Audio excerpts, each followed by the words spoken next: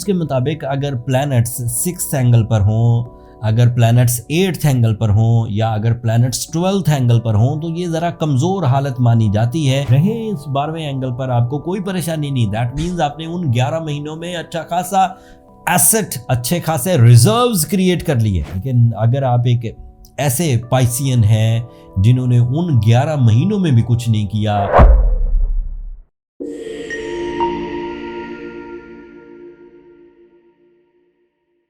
अस्सलाम वालेकुम पाइसियंस, मैं हारिस अज़मी प्रोफेशनल एस्ट्रोलॉजर आपकी खिदमत में हाजिर हूँ। जनवरी के आखिरी वीक में होने वाली एस्ट्रोलॉजिकल चेंजेस, उनका पाइसियन नेचर पर क्या असर होगा, उसकी थोड़ी तशरीह बयान करता हूँ बीइंग अ प्रोफेशनल एस्ट्रोलॉजर। मामला ये है कि इस वक्त 4 प्लैनेट्स ऐसे हैं जो आपके 12th एंगल पर आकर जमा हो गए। ये ज़्यादा अरसा 12th एंगल पर नहीं रहेंगे पाइसियन, इसलिए परेशान होने की ज़रूरत नहीं है। लेकिन जितने दिन तक ये 12th एंगल पर हैं उतने दिन आपको अपने माइंड पर, अपने प्लान्स पर, अपनी अपॉर्चुनिटीज़ पर, अपने जज्बात पर, अपने रिलेशंस पर, अपनी क्रिएशंस पर थोड़ा सा डिसिप्लिन लाना होगा। रूल्स के मुताबिक अगर प्लैनेट्स 6th एंगल पर हों, अगर प्लैनेट्स 8th एंगल पर हों या अगर प्लैनेट्स 12th एंगल पर हों तो ये ज़रा कमज़ोर हालत मानी जाती है। इसे हम क्या कह सकते हैं, एक बैड पैच, एक ख़िज़ां का सीज़न। लेकिन ऐसा सारा साल नहीं होता। 11 महीने तक ये प्लैनेट्स आपको कभी पर्सनालिटी डेवलपमेंट देते रहे, कभी फाइनेंशियल फ्रीडम देते रहे, कभी रिलेशनशिप फ्यूल्स देते रहे, कभी कैरियर अपॉर्चुनिटीज़ देते रहे, कभी सेहत और तंदुरुस्ती की वजह बनते रहे, कभी ट्रैवलिंग, कभी एजुकेशन। 11 महीने आपने कमाई की है, 11 महीने आपने अपने आप को डेवलप किया है। अगर रूल्स के मुताबिक अपनी ऑर्बिटल मूवमेंट में अब ये एक ऐसे एंगल पर आ गए हैं जिस एंगल पर इनका फ्यूल उतना फ्रीक्वेंट नहीं रहा, उतना अफेक्टिव नहीं रहा, या ये गुरूब हालत में है, तो इसका मतलब ये है कि आपको जो 11 महीने में अचीवमेंट्स की थी, जो मोमेंटम ऑफ सक्सेस क्रिएट किया था, जो इज्जत बनाई थी, जो सेहत बनाई थी, जो दौलत का हसूल के लिए कोशिशें की थी, उन्हीं पर डिपेंड करते हुए आपको ये 20-25 दिन गुजारने चाहिए। अगर आप स्मूथ हैं रिलेशनशिप्स में, हेल्थ में, सोर्स ऑफ इनकम में, अपनी रिस्पेक्ट में, अपनी फेस वैल्यू में, तो ये रहे इस 12वें एंगल पर आपको कोई परेशानी नहीं। दैट मीन्स आपने उन 11 महीनों में अच्छा खासा एसेट, अच्छे खासे रिजर्व्स क्रिएट कर लिए।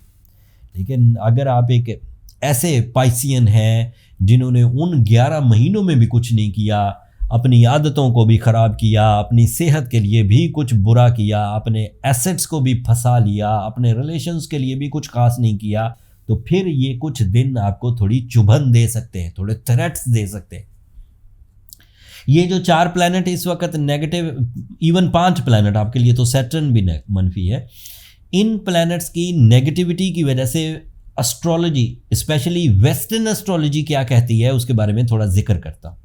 आपके लिए मार्स 12th एंगल पर है, ये आपके 2nd एंड 9th एंगल का रिप्रेजेंटेटिव है। एस्ट्रोलॉजी ये कहती है कि इस वक्त प्रॉपर्टी में पाइसियंस एहतियात से इन्वेस्ट करें, वर्बल कमिटमेंट्स ना करें, ऐसे हिजरत, ऐसी ट्रैवलिंग या ऐसी सफ़र से गुरेज करें जिसका मकसद कोई नहीं है, या ऐसे सफ़र से गुरेज करें जिसके पीछे बहुत सारा सरमाया खर्च होता हो और वो हो भी रिस्की, उससे ज़रा अवॉइड किया जाए। ये पहला रूल है एस्ट्रोलॉजी का जब मार्स प्रॉब्लमेटिक हो या नेगेटिव एंगल पर हो। दूसरा, सूरज आपके 12th एंगल पर है, तो जो रूटीन काम थे, जिनके वे आउट्स आपको पहले से पता थे, जिन कामों का आपके पास एक्सपीरियंस है, जिन कामों के आपके पास कवानीन के मुताबिक इजाज़त है, जिन कामों में आप होल सोल रहते हुए ही सारा काम कर सकते हैं, वो काम कर लिए जाएं। लेकिन जिन कामों में आपको दूसरों का सहारा लेना पड़े, जिन कामों में आपको कानूनी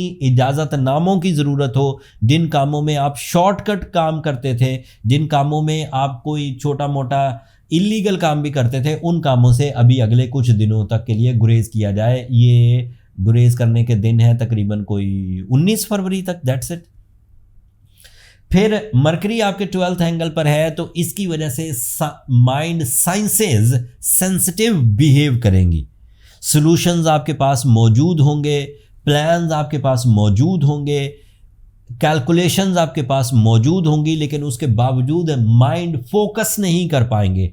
फॉगी माइंड का होना, नॉन डिसाइसिव बिहेवियर का होना, या फिर डिले डिसीजंस लेना, दिस इज द पॉसिबिलिटी। लिहाजा आप ऐसे कामों को थोड़ा सा रोक के थोड़े दिनों के लिए और दोबारा करें। मरकरी का ये आखिरी हफ्ता है। अगले हफ्ते जब मैं फर्स्ट वीक ऑफ फरवरी की पेशन गोइयाँ करूँगा तो मरकरी आपके 12th एंगल से निकलकर फर्स्ट एंगल पर आ चुका होगा and you will be okay. लेकिन इस हफ्ते तक आपको थोड़ा सा ठहरना चाहिए। It is my professional emphasise, it is my advice as a professional astrologer that you have to careful to sign a document, to sign a agreement, to commit something like verbal commitment. इन चीज़ों से ज़रा avoid करिए। And then lastly, your Venus is also in your 12th angle, and Venus is your relationships, Venus is your love life, Venus is your emotions, Venus is your family attachment, Venus is your beauty loving nature। इसमें भी थोड़ा सा हिजान रहेगा, लेकिन short term है, ज़्यादा लंबा नहीं चलेगा। कुछ दिनों बाद मैं ही खबर सुनाऊंगा कि Venus आपके 12th एंगल से निकलकर फर्स्ट एंगल पर आ गया है, and then you are eligible for all your relation, emotions, humour, interest, beauty loving, उन सब को आप ऑन देखेंगे, लेकिन इस वक्त कमज़ोर है। And lastly the severe most situation that you have Saturn in the negative position, that is your first angle by western astrology.